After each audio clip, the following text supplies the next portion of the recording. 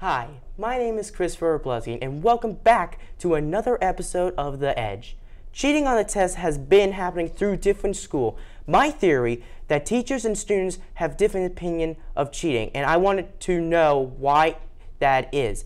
Why I brought Miss Benson. She is a teacher of Peters Township High School. How are you doing, Miss Benson? I'm okay, Chris. How are you? Good. How long have you been a teacher? Oh, this is my 14th year. This is my 3rd year at Peters, though. Ah. Yeah. Okay. You ready to do the questions? I'm ready, Chris. Let's dive in. So, first question is, what is cheating? So I would say my definition of cheating is using someone else's information as your own, whether it be an answer on a test that you're getting from somewhere else, or whether it be someone else's assignment that you're using to fill in your answers. Why are they using information for their test? I think a lot of kids don't have faith in themselves that they know the information, and we put a lot of emphasis on grades.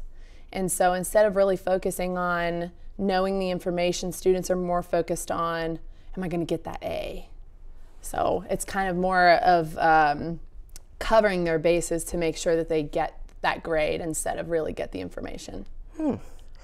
Why do students and teachers have different opinions of cheating on a test? I've heard a lot of kids in my class say that they think that they're collaborating. And I try to explain to them that using someone else's answers is still cheating. They use that divide and conquer mentality where you take 1 through 3 and I'll take 4 through 6 and then we'll swap answers. You're not getting the information, you're using someone else's information. So it's still, in my opinion, considered cheating. How do you know they are cheating? Sometimes when you watch someone's body language, you can tell they fidget a little bit, they look up, they kind of look around the room to make sure no one's paying attention. Sometimes if you take an assignment and compare it to someone else's, you can see a lot of similar vocabulary words, or some students don't even change anything. They write exactly what the other person wrote. Sometimes they can't explain how they got an answer, but they just got the answer. So you're like, well, tell me how you got to that conclusion. And they're like, I'm not really sure. So if they can't back up the information that they found, then that's also kind of a red flag as well. So do you ever seen people like using their notes and stuff? I have caught a couple kids on tests, and usually that results in a 0 on the assignment, calling home, notifying an administrator by a write-up. And a lot of times when that happens, it squashes any future cheating. So what did they use to cheat? To cheat. Sometimes students will use, like I've caught a kid with a little sheet of paper in his hand once. I've heard things like students writing things underneath like clothing or like on their arms. Sometimes in classes, kids will use their cell phone if teachers don't collect them. I've seen kids take pictures of assignments and send them to other students. There's a lot of methods and avenues that I've seen throughout my 14 years. They get pretty inventive, we'll say. How many times have people used their phones to cheat? In other classes, I'm not sure. In my class, I usually take tests or phones during tests. Sometimes I'll have caught a student like writing down information from their phone, and I kind of ask them like, "What are you doing there? What do you got there?" You know, and they're like, I'm not copying, I promise." So, you know, I don't think anyone. Again, the focus is more on getting the assignment done than actually getting the essential information because they're really worried about that grade. What is considered cheating on a test? I would say copying someone else's answers, like if they're looking onto another person's test, taking someone's specific answers or questions on it, like talking to another student saying, hey, what was on the test?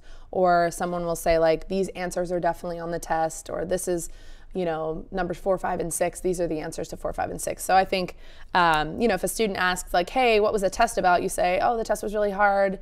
It was, you know, those things are definitely going to be on there, but they don't give you any more information. I wouldn't consider that cheating. But if you're giving specific answers and specific questions to someone's test, then that's a little academic integrity. You're flirting with the line there. Okay.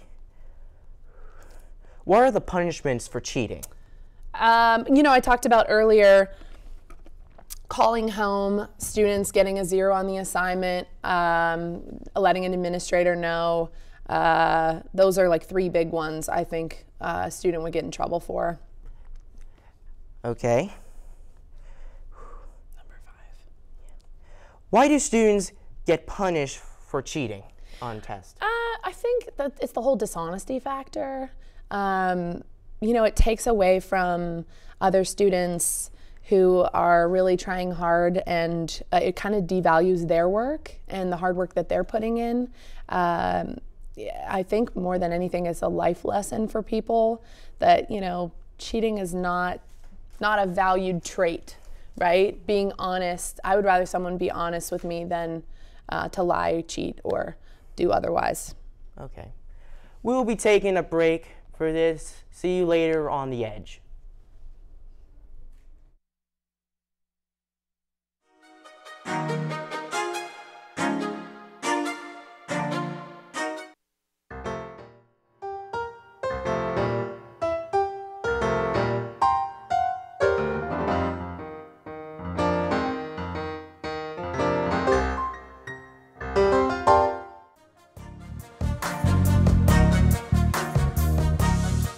Welcome back to another Edge with Miss Benson.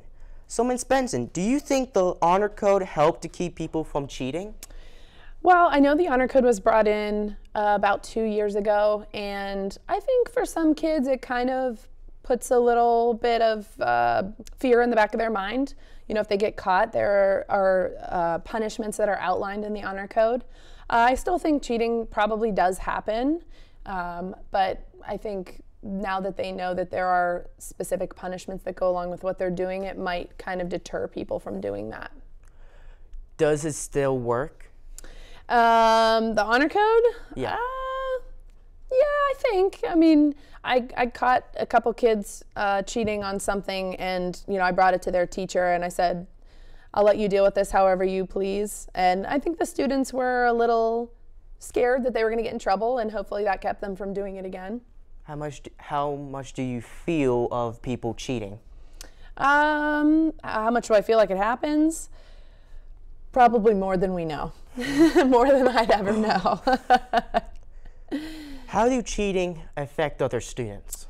So I think, like I said before, some students who really work hard and do their work, it kind of devalues that work for them.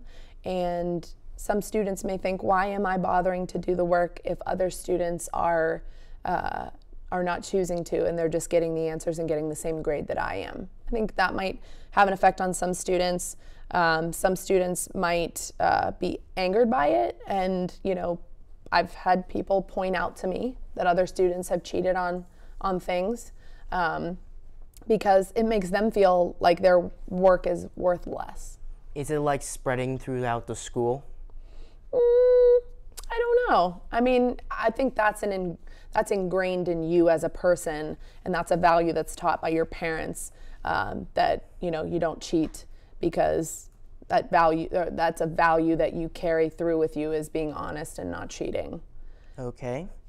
What do you do about cheating? How can you prevent it? How can I prevent it? So I take phones before tests. I usually monitor. I try to walk around or keep my eyes open, just looking for odd behaviors. Some teachers will use different versions of tests, so it keeps students from asking, hey, what was on the test? Or, you know, this portion of the test, did this teacher use that formula, you know, so they know what to expect going in. And I think sometimes that's not fair for a kid who has the class first period as opposed to someone who has it ninth period. They really kind of get the lowdown of, you know, what's going to be on a certain test. And some kids think like, well, if you scratch my back, I'll scratch yours. And so for another teacher, you know, they might say like, well, hey, you took so-and-so's test before mine, what's on their test today? So they think they're doing each other a favor, but they're really not giving themselves an authentic experience. Do they ever ask you what was on the test? Some kids might, but we keep that under lock and key. How many times? Not as often as you would think. Not as often? No. Okay. Thank you, Ms. Benson, for joining me. Thanks for having me, Chris. Teachers and students have opinions of cheating on tests, but cheating on a test is wrong. It has sometimes been happening throughout different schools and gets punished every cheat on test. Never cheat on test in school. Thank you, Ms. Benson, again for joining me. And that is all on The Edge. Have a great day. Thanks, Chris.